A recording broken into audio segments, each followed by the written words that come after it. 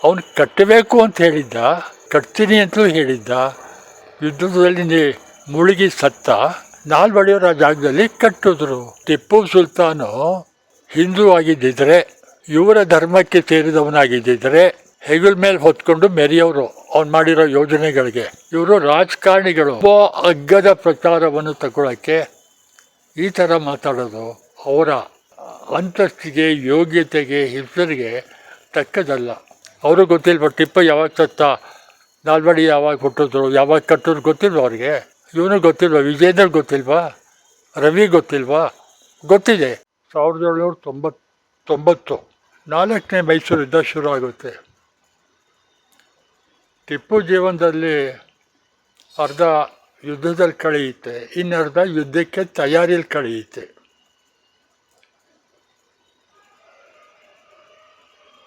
ನಾವು ಇತಿಹಾಸದಲ್ಲಿ ಓದಿದ್ದೀವಿ ಅದನ್ನು, ಟಿಪ್ಪು ಸಾಯೋದನ್ನು ಜನ ಓದಿದ್ದಾರೆ. ಅದಕ್ಕೆ 4-5 ತಿಂಗಳು ಮುಂಚೆ ಅವನಿಗೆ ಕಲ್ಲು ಹಾಕ್ತಾನೆ, ಶಿಲಾನ್ಯಾಸದ ಕಲ್ಲು ಹಾಕ್ತಾನೆ. ಕಟ್ಟಬೇಕು. ಶಿಲಾನ್ಯಾಸ ಅಂದರೆ ದೊಡ್ಡ ಇದೇನಲ್ಲ, ದೊಡ್ಡ ಪೂಜೆ ಪುನಸ್ಕಾರ ಇವತ್ತು ಮಾಡ್ತೀವಲ್ಲ ಆ ಥರ ಅಲ್ಲ. ಅಲ್ಲಿ ಒಂದು ಕಟ್ಟಬೇಕು ಅಂತ ಒಂದು ಕಲ್ಲು ಹಾಕ್ತಾನೆ. ದೇವರ ಆರೋಗ್ಯ ಇರಬೇಕು, ದೇವರು ನಮಗೆ ಕರುಣೆ ತೋರಿಸ್ಬೇಕು, ಇಲ್ಲಿ ಹರಿಯುವ ನೀರನ್ನು ಕೃಷಿಗೆ ಬಳಸ್ಕೋಬೋದು, ಆ ರೈತರು ನಮಗೆ ಬೇರೆ ರೈತರು ಏನು ಕಂದಾಯ ಕೊಡ್ತಾರೆ ಅದರಲ್ಲಿ ಮುಕ್ಕಾಲು ಕೊಡಲಿ, ಅವನ ಆಸೆಗಳನ್ನೆಲ್ಲ ಹೇಳ್ಕೊಂಡಿದ್ದಾನೆ ಕಲ್ಲಲ್ಲಿ. ದುರಂತ ಅಂದರೆ 1799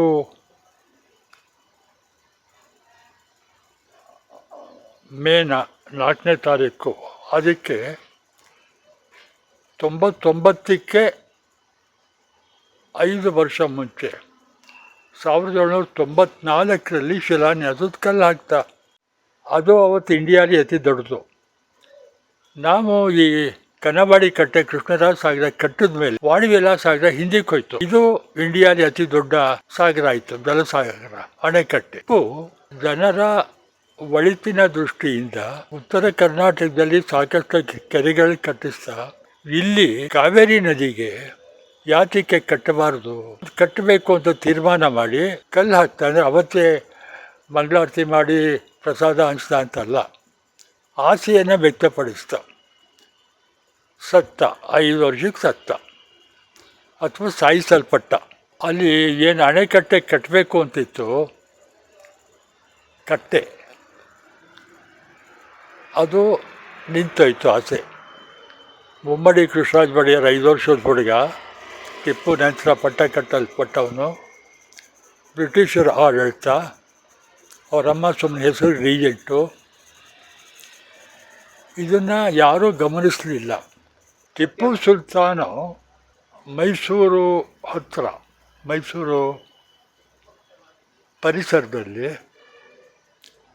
ಕಾವೇರಿ ನದಿಯನ್ನು ಪೂರ್ತಿ ಬಳಸ್ಕೊಂಡು ಕೃಷಿಗೆ ಅದನ್ನು ಉಪಯೋಗಿಸ್ಬೇಕು ಅಂತ ಯೋಚನೆ ಮಾಡಿದ್ದು ದಾಖಲೆ ಇವೆ. ಅಲ್ಲಿ ಏನೋ ಒಂದು ಅಸ್ಥಿಭಾರ ಹಾಕಿರುವಂಥ ಕಲ್ಲಿದೆ, ಅದೇನು ಅವಸಿಟ್ಟಿಲ್ಲ. ಪ್ರವೇಶ ಮಂಟಪದ ಬಲಭಾಗದ ಗೋಡೆ ಮೇಲೆ ಅದಿದೆ. ಟಿಪ್ಪು ಸತ್ತದ್ದು 1799 ಮೇ 4 ಶ್ರೀರಂಗಪಟ್ಟಣದಲ್ಲಿ ಸಾಯ್ತಾನೆ. ಇದಕ್ಕೆ 4-5 ತಿಂಗಳು ಮುಂಚೆ ಅಲ್ಲಿ ಅಣೆಕಟ್ಟೆ ಕಟ್ಟಬೇಕು ಅಂತ ಈ ಕಲ್ಲು ಹಾಕಿರ್ತಾನೆ, ಶಿಲಾನ್ಯಾಸದ ಕೆಲಸ. ಶಿಲಾನ್ಯಾಸದ ಕೆಲಸ ಶುರುವಾಯಿತು ಅಂತ ಅರ್ಥ ಅಲ್ಲ, ಅದಕ್ಕೆ ಕಟ್ಟಬೇಕಲ್ಲಿ. ದುರಂತ ಅಂದರೆ 1792ರಲ್ಲಿ 3ನೇ ಮೈಸೂರು ಯುದ್ಧ ಬ್ರಿಟಿಷರ ಜೊತೆ ನಡೆಯುತ್ತೆ. ಆಗಲೇ ಅವನು ತನ್ನ 2 ಮಕ್ಕಳನ್ನ 3,30,00,000ಕ್ಕೆ ಒತ್ತೆ ಇಟ್ಟಿದ್ದು. ಗುರುತಿಟ್ಕೊಂಡು ಪ್ರಶಂಸಿಸುವುದಿದೆಯಲ್ಲ, ನಾಲ್ವಡಿಯವರಲ್ಲಿತ್ತು. ಅವರ ಅಧಿಕಾರಾವಧಿಯಲ್ಲಿ ಯಾರೇ ಅಧಿಕಾರಿಗಳಿರಲಿ, ಒಳ್ಳೆಯದನ್ನು ಗುರುತು ಹಿಡಿದು ಬೆನ್ನು ತಟ್ಟುವುದು ಅದಿದೆ. ಅವನು ಕಟ್ಟಬೇಕು ಅಂತ ಹೇಳಿದ್ದ, ಕಟ್ತೀನಿ ಅಂತಲೂ ಹೇಳಿದ್ದ. ಯುದ್ಧದಲ್ಲಿ ಮುಳುಗಿ ಸತ್ತ. ನಾಲ್ವಡಿಯವರ ಜಾಗದಲ್ಲಿ ಕಟ್ಟಿದ್ರು ಆ ಕಲ್ಲು.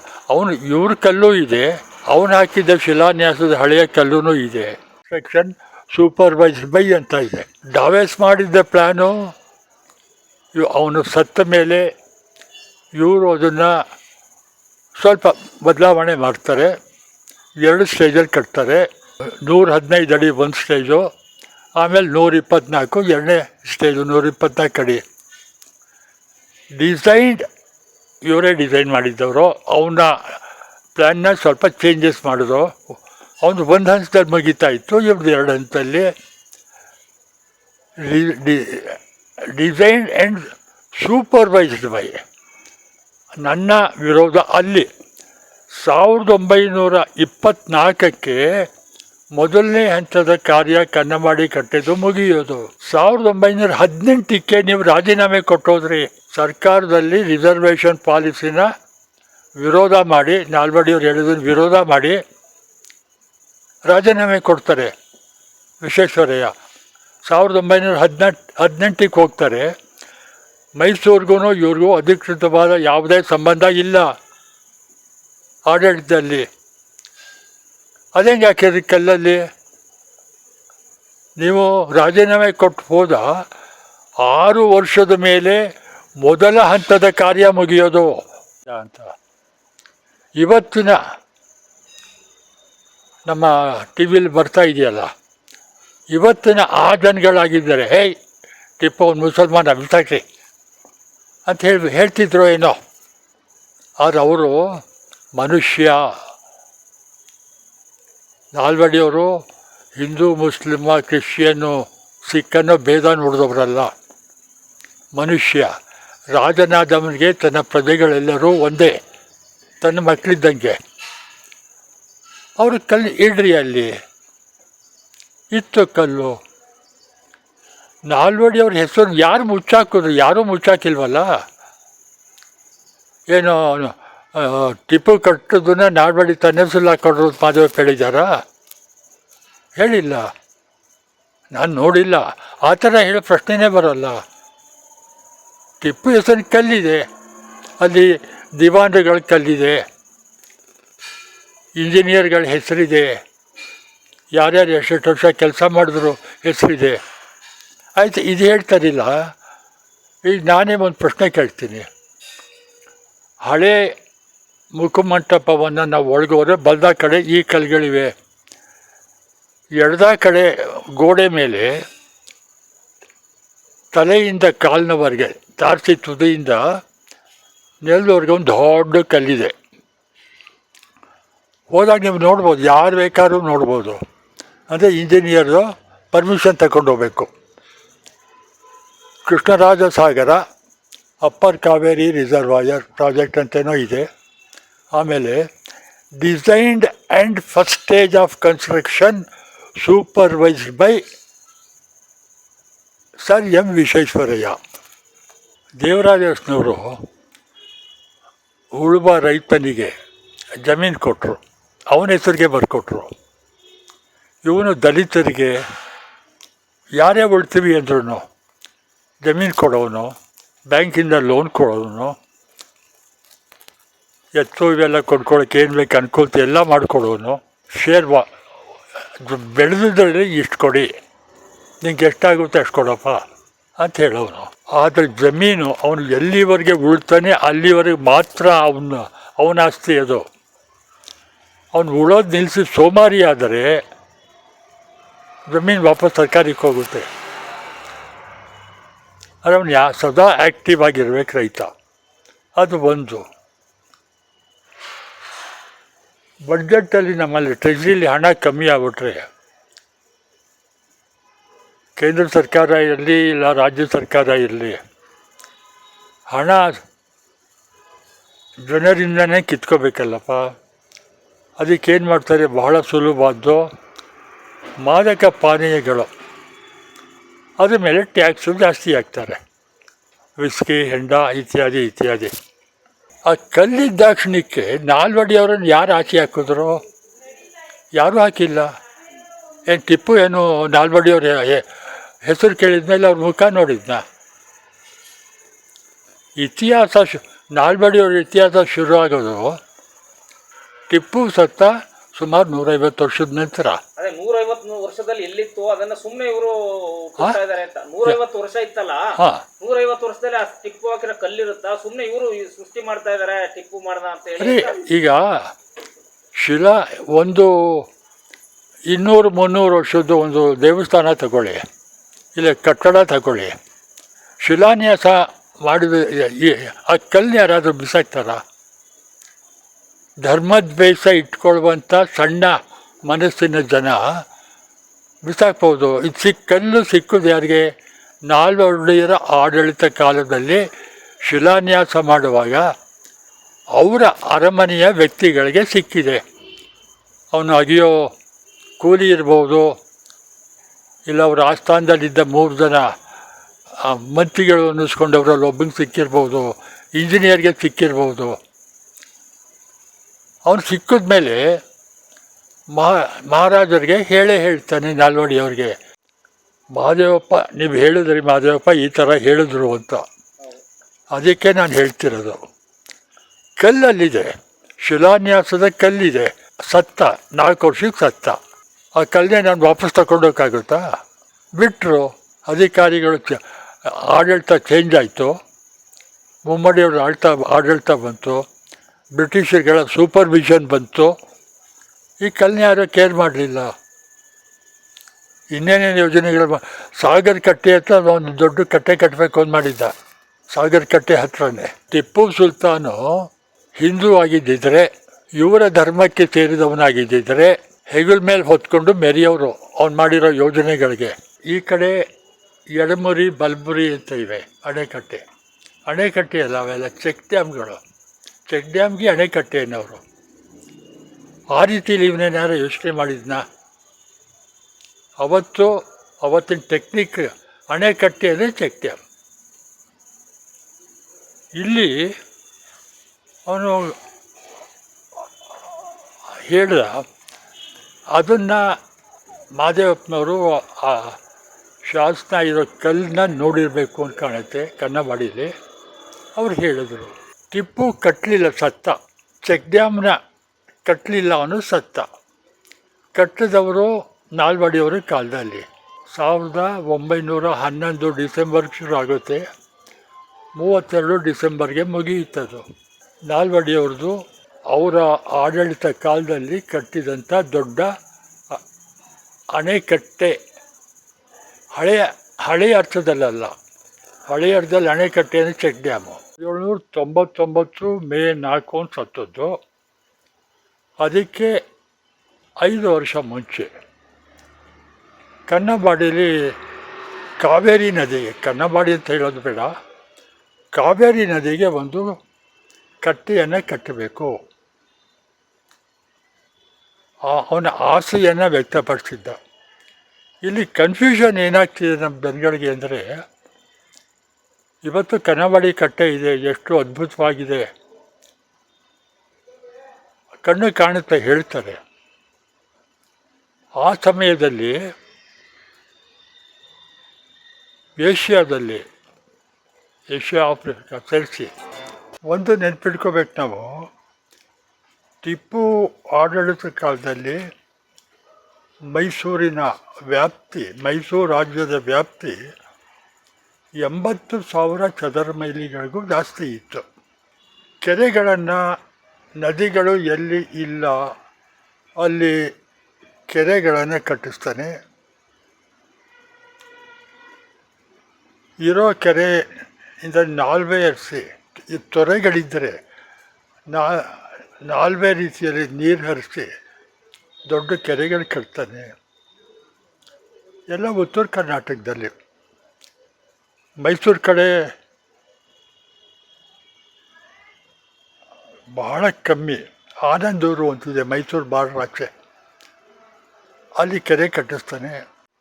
ಬಳ್ಳಾರಿ ಸಂಡೂರು ಇದೆಯಲ್ಲ, ಗೋರ್ಪಡೆಯವರಿದ್ದರು, ಅಲ್ಲಿ ದೊಡ್ಡ ಕೆರೆ ಕಟ್ಟಿಸ್ತಾನೆ. ದರೋಜಿ ಕೆರೆ ಕಟ್ಟಿಸ್ತಾನೆ. ಹೀಗೆ ಹೆಸರುಗಳು ಬೇಕಾದಷ್ಟು ಹೇಳ್ಬೋದು. ಹಳೆ ಮೈಸೂರಿನಲ್ಲಿ ಕಮ್ಮಿ ಅಷ್ಟೇ, ಯಾಕೆ ನಮ್ಮಲ್ಲಿ ನೀರಿನ ವ್ಯವಸ್ಥೆ ಚೆನ್ನಾಗಿತ್ತು. ಈಗ ಮಹಾದೇವಪ್ಪನವರು ಹೇಳಿದ ವಿಷಯಕ್ಕೆ ಬರೋದಾದರೆ, ನಾನು ಆಗಲೇ ಹೇಳಿದೆ, ನನಗೆ ಖಚಿತವಾಗಿ ಗೊತ್ತಿಲ್ಲ ಮಾದೇವಪ್ಪ ಏನು ಹೇಳಿದ್ರು ಅಂತ. ನಿನ್ನೆ ಫೋನ್ ಮಾಡಿದರು, ಅರ್ಜೆಂಟಾಗಿ ಬೆಂಗಳೂರಿಗೆ ಹೋಗ್ತಿದ್ದೀನಿ, ನಾಳಿದ್ದು ಬರ್ತೀನಿ, ಸಿಗ್ತೀನಿ, ಮಾತಾಡೋಣ ಅಂದರು. ಕನ್ನಂಬಾಡಿ ಕಟ್ಟೆ ಇವತ್ತೇನಿದೆ ಅದನ್ನೇ ಅವನು ಕಟ್ಟಿಸ್ತಾ ಅಂತ ಬಹುಶಃ ಅವ್ರು ಹೇಳಿರೋಲ್ಲ. ಅದನ್ನು 5 ವರ್ಷಕ್ಕೆ ಸತ್ತ. ಅದಾದ 5 ವರ್ಷದಲ್ಲಿ ಯುದ್ಧದಲ್ಲಿ ಬ್ರಿಟಿಷರು ಅವನನ್ನು ಕೊಂದರು. ಅವನ ಆಸೆ ಆಕಾಂಕ್ಷೆಗಳೆಲ್ಲ ಸತ್ತೋದವು. ಸ್ವಾನ್ ಡ್ಯಾಮ್, ಆಸ್ವಾನ್ ಈಜಿಪ್ಟ್ನಲ್ಲಿತ್ತು. ಆಸ್ವಾನ್ ಅಣೆಕಟ್ಟೆ. ಅದು ಬಿಟ್ಟರೆ ನಾವು ಹಿರಿಯೂರ ಹತ್ರ ವೇದ ಮತ್ತು ಆವತಿ ನದಿ, ಈಜಿಪ್ಟಿನಲ್ಲ ಇರುವ ನೈಲ್ ನದಿಗೆ ಕಟ್ಟಿರುವಂಥ ಆಸ್ವಾನ್ ಅಣೆಕಟ್ಟೆ ಜಗತ್ತಿನಲ್ಲಿ ಅತಿ ದೊಡ್ಡದು. 2ನೇ ಅತಿ ದೊಡ್ಡದು ನಾವು ಹಿರಿಯೂರ ಬಳಿ ವೇದ ಮತ್ತು ಆವತಿ ನದಿಗೆ ಕಟ್ಟಿರುವಂಥ ವಾಣಿ ವಿಲಾಸ ಆಗಿರೋ ಅತಿ ದೊಡ್ಡದು. ಮಾರಿ ಕಡಿಮೆ ಅಣೆಕಟ್ಟು ಅಂತ ಕರಿತೀವಿ. ವಾಣಿ ವಿಲಾಸ ಆಗಿರೋ ಅಂತ ನಾಲ್ವಡಿಯವರ ಹೆಸರಿಟ್ಟರು. ಅದಕ್ಕೆ ಶಿಲಾನ್ಯಾಸ ಮಾಡಿದಾಗ, ಪ್ರಾರಂಭೋತ್ಸವ ಗುದ್ಲಿ ಪೂಜೆ ಮಾಡಿದಾಗ 10 ವರ್ಷದ ಹುಡುಗ, 11 ವರ್ಷದ ಹುಡುಗ ನಾಲ್ವಡಿ ಕೃಷ್ಣರಾಜ ಬಳಿಯವರು ಮಹಾರಾಜ ಅಂತ ಪಟ್ಟ ಕಟ್ಟಿದ್ರು ಆಡಳಿತ ನಡೆಸೋಂಗಿರಲಿಲ್ಲ. ಮೈನರ್. ಅವ್ರ ಅಮ್ಮ, ನಾಳೆ ನನ್ನ ಮಗ ಮಹಾರಾಜ ಆಗ್ತಾನೆ, ಅವನೇ ಹೆಸರಿರಲಿ ಅಂದ್ಬಿಟ್ಟು ಮಾರಿ ಕಡಿಮೆ ಅಣೆಕಟ್ಟೆಗೆ ಕೃಷ್ಣರಾಜೇಂದ್ರ ಸಮುದ್ರ ಅಂತ ಹೆಸರಿಡ್ತಾರೆ. 1907ರಲ್ಲಿ ಅದು ಸಂಪೂರ್ಣವಾದಾಗ ನಾಲ್ವಡಿಯವರು ಆಡಳಿತ ನಡೆಸ್ತಾ ಇರ್ತಾರೆ. ಮೆಜಾರಿಟಿಗೆ ಬಂದಿದ್ದರು. 1902ಕ್ಕೆ 18 ಆಗುತ್ತೆ ಅವರಿಗೆ. ಅವರು ಇದೇ ನಮ್ಮಮ್ಮ ನಾನು ಚಿಕ್ಕವನಾಗಿದ್ದಾಗ ಆಡಳಿತ ನಡೆಸಿ ನನ್ನ ಹೆಸರಾಕಿಟ್ಟಿದ್ದಾಳೆ ಅಂಥೇಳಿ ಕೃಷ್ಣರಾಜೇಂದ್ರ ಸಮುದ್ರ ಹೆಸರು ಬದಲಾಯಿಸಿ ವಾಣಿ ವಿಲಾಸ ಆಗಿರ ಅಂತ ಹೇಳ್ತಾರೆ.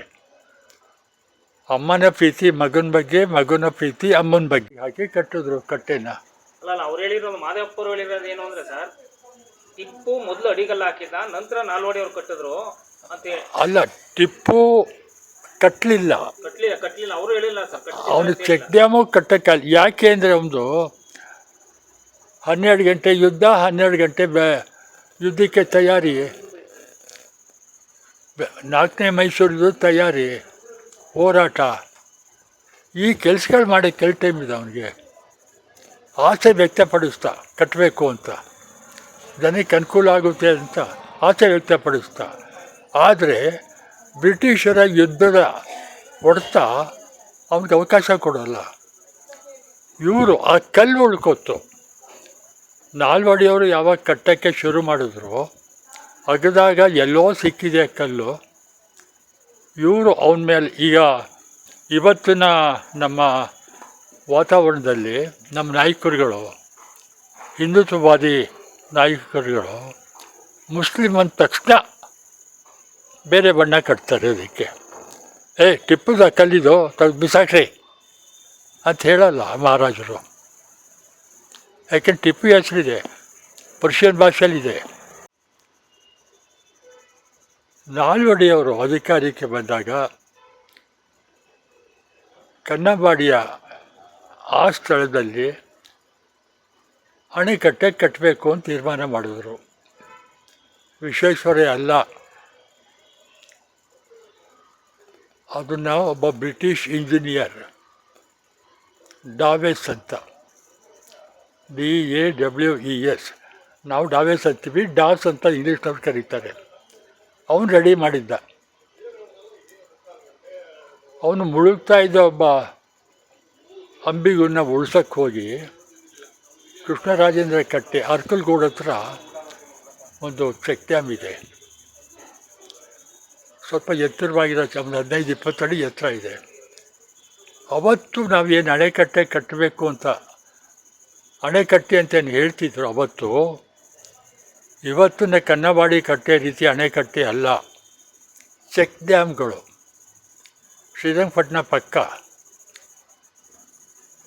ಪಶ್ಚಿಮಾನಿಂದ ಸ್ವಲ್ಪ ಮುಂದಕ್ಕೆ ಹೋದರೆ ಬಂಗಾರದೊಡ್ಡಿ ಅಣೆಕಟ್ಟೆ ಅಂತ ಇದೆ. ಅದೇಂಗೆ ಹಾಕೋತೀರಿ? ರಾಜೀನಾಮೆ ಕೊಟ್ಟ 14 ವರ್ಷದ ಮೇಲೆ ಕಟ್ಟೆ ಕಾರ್ಯ ಸಂಪೂರ್ಣ ಆಗೋದು. 6 ವರ್ಷದ ಮೇಲೆ ಮುಗಿಯೋದಕ್ಕೆ ನಿಮ್ಮ ಹೆಂಗೆ ಹಾಕೋತೀರಿ ನೀವು? ಸೂಪರ್ವೈಸ್ ಮಾಡಿದೆ ಅಂತ ಅದನ್ನು ಯಾರು ಅಬ್ಜೆಕ್ಟ್ ಮಾಡಲ್ವಾ? ಯಾಕೆ ಅವರು ಇವತ್ತಿದ್ದರೆ ಬಿ ಜೆ ಪಿಯ ಆತ್ಮೀಯರು. ಆ ಧರ್ಮ ಆ ಥರ ಇವೆ. ಇಲ್ಲಿ ಗೊಣಗಬೇಕು ಅಂದರೂ ಬೇಕಾದಷ್ಟಿದೆ. ಅವ್ರಿಗೆ ಭಾರತ ರತ್ನ ಸತ್ತ ಮೇಲೆ ವಿಶ್ವೇಶ್ವರಯ್ಯನಿಗೆ ಭಾರತ ರತ್ನ ಅವಾರ್ಡ್ ಬಂತು.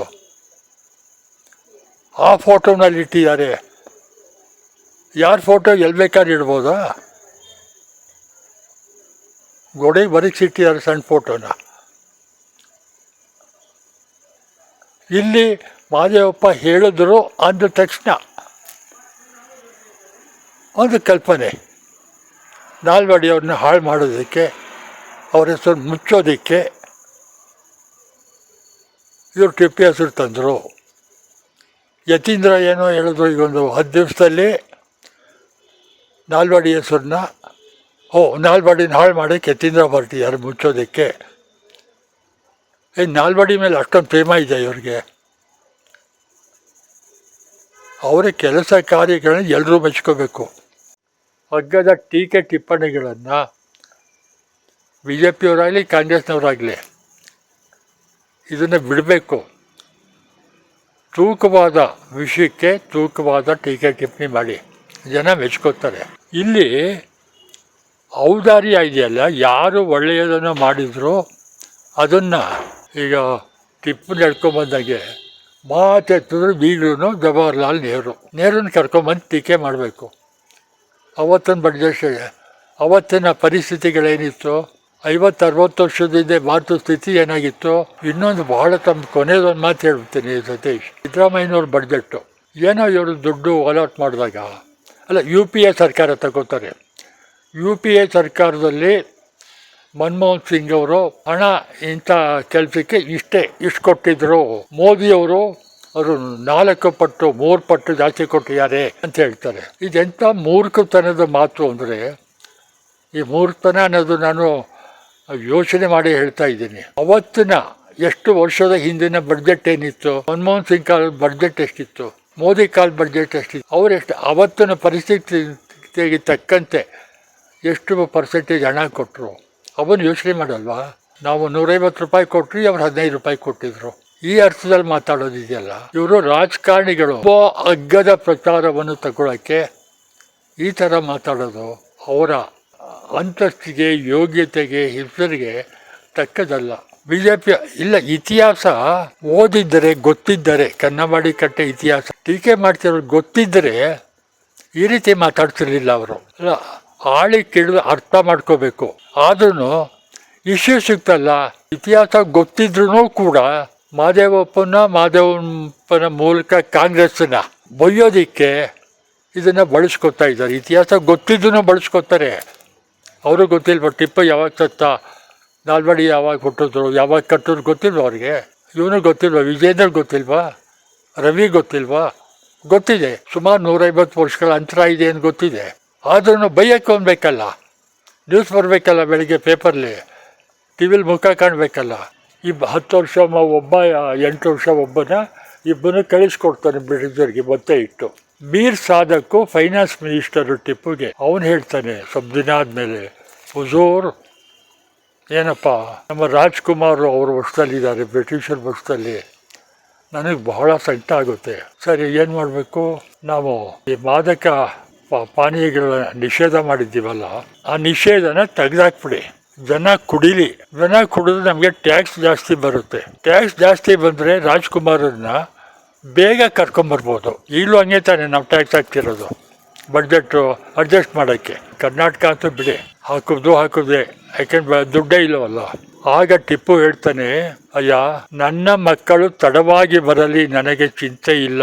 ಆದರೆ ನನ್ನ ರಾಜ್ಯದ ಮಕ್ಕಳು ಕುಡಿದು ಹಾಳಾಗುವುದು ನನಗೆ ಬೇಕಾಗಿಲ್ಲ, ನನಗಿಷ್ಟ ಇಲ್ಲ. ಅದು ಯಾರು ಹೇಳ್ತಾರೆ ಈ ಮಾತು? ಅವ್ನು ತೆಗಿಯೋದೇ ಇಲ್ಲ. ಮಾದಪ್ಪ ಇತಿಹಾಸ ಅಲ್ಲಿ ಏನಿದೆ ದಾಖಲೆ ಅದನ್ನು ಹೇಳಿದ್ದಾರೆ.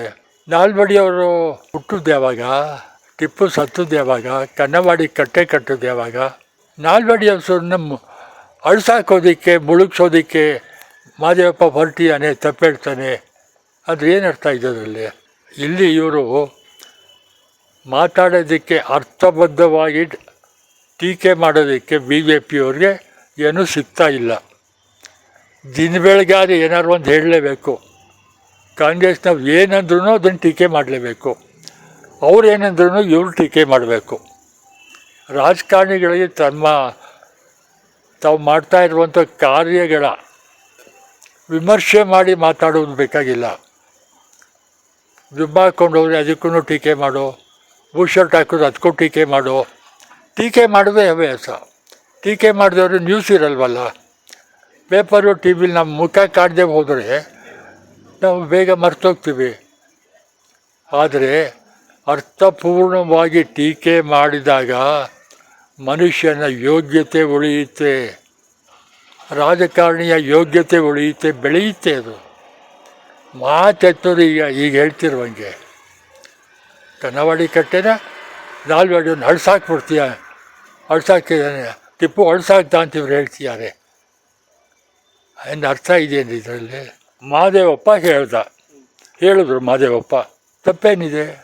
ನನ್ನನ್ನು ಕೇಳಿದ್ರೆ ನಾನು ಹೇಳ್ತಿದ್ದೆ, ನೀವು ಹೇಳ್ತಾ ಇದ್ದರೆ. ಬಿ ಜೆ ಪಿಯವ್ರಿಗೆ ಏನಾಗಿದೆ, ನಮ್ಮ ವಿಜಯೇಂದ್ರ ಅಧ್ಯಕ್ಷ, ಸಿ ಟಿ ರವಿ, ಅಶ್ವಥ್ ನಾರಾಯಣ, ಅಶೋಕ ಇಂಥವ್ರಿಗೆ ಬಿ ಜೆ ಪಿಯವ್ರಿಗೆ ಮಾತೆತ್ತಿದ್ದರೆ ಕಾಂಗ್ರೆಸ್ನ ಆಡಳಿತ ಪಕ್ಷವನ್ನು ಬೈಬೇಕು, ಟೀಕಿಸ್ಬೇಕು.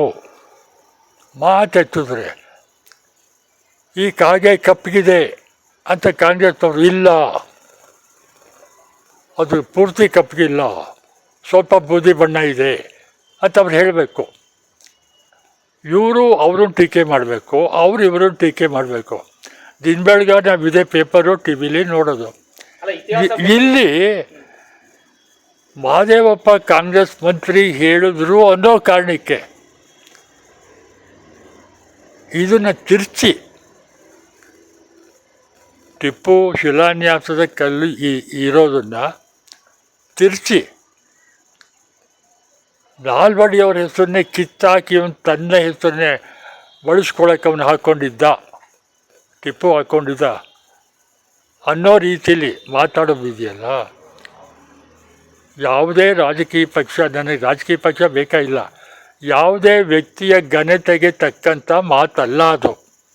ಟಿಪ್ಪು ಆಡಳಿತ ಕಾಲದಲ್ಲಿ ಆದಷ್ಟು ಅವನು ಕುರಾನ್ ಆಧಾರದಲ್ಲೇ ಮಾಡ್ತಾ ಇದ್ದದ್ದು. ಅಲ್ಲಿ ಮಾದಕ ಪಾನೀಯ ಇಲ್ಲ, ವಿಸ್ಕಿ, ಹೆಂಡ ಇತ್ಯಾದಿಗಳು ಇಲ್ಲ. ಇದನ್ನೇನೋ ಪರ್ಮಿಷನ್ ಇಲ್ಲ, ಯಾರೂ ಮಾಡೋಲ್ಲ, ಯಾರೂ ಕುಡಿಬಂಗಿಲ್ಲ. ವೇಶ್ಯಾವೃತ್ತಿ ಇರ್ಕೊಡೋದು, ಅದು ಇರ್ಕೊಡೋದು, ಈ ಥರ. ಮೀರ್ ಸಾದಕ್ಕು ಇವನು 3ನೇ ಮೈಸೂರದಲ್ಲಿ ಸೋತಾಗ ಅರ್ಧ ರಾಜ್ಯವನ್ನು ಕೊಡುವಂಥದ್ದೇ ಕೊಡ್ತಾನೆ. 3,30,00,000 ರೂಪಾಯಿ ನಮ್ಮ ಯುದ್ಧಕ್ಕೆ ಖರ್ಚಾಗಿದೆ ಕೊಡಬೇಕು ಅಂತಾನೆ ಕೊಡ್ತಾನೆ. ದುಡ್ಡಿಲ್ಲ.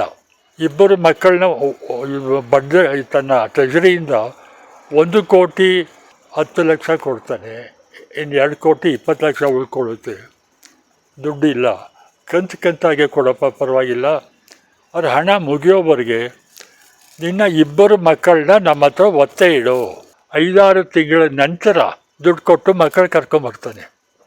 ಇಂಥ ವ್ಯಕ್ತಿ ಕೃಷಿಗೆ, ಜನಕ್ಕೆ ಅನುಕೂಲ ಆಗಲಿ ಅಂತ ಸಾಗರ ಕಟ್ಟೆ ಹತ್ರನೂ ಪ್ಲ್ಯಾನ್ ಮಾಡಿದ್ದ. ಅದೇ ಕಲ್ಲು ಇಲ್ಲೂ ಇರ್ಬೋದು, ಇಲ್ಲೂ ಪ್ಲ್ಯಾನ್ ಮಾಡಿದ್ದ. ಹಾಕಿದ್ದ ಕಲ್ಲು. ಅವನು ಸತ್ತ ಮೇಲೆ ಕಲ್ಲು ಬೇವರ್ಸಿ ಆಯಿತು. 116 ವರ್ಷದ ಮೇಲೆ ಕನ್ನಂವಾಡಿಗೆ ನಾಲ್ವಡಿಯವರ ಅಧಿಕಾರಿಗಳು ಶಿಲಾನ್ಯಾಸ ಮಾಡಿ ಕಟ್ಟೆ ನಿರ್ಮಾಣ ಕಾರ್ಯ ಶುರು ಮಾಡಿದಾಗ ಆ ಕಲ್ಲು ಸಿಗುತ್ತೆ. ಎಲ್ಲ ಹಾಕಿದ್ದಾಗ ಗೊತ್ತಿಲ್ಲ, ಇವರು ಉದ್ದಕ್ಕೆ ಹೋಗಿಬೇಕಲ್ಲ.